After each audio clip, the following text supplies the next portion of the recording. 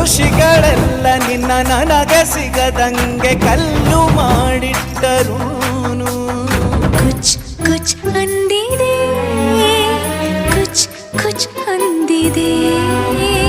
ಆ ಬ್ರಹ್ಮನೇ ನಿನ್ನ ಹಣೆ ಬರಹ ಬೇರೆ ಬರೆದಿಟ್ಟರೂನು ಕುಚ್ ಕುಚ್ ಅಂದಿದೆ, ಕುಚ್ ಕುಚ್ ಅಂದಿದೆ.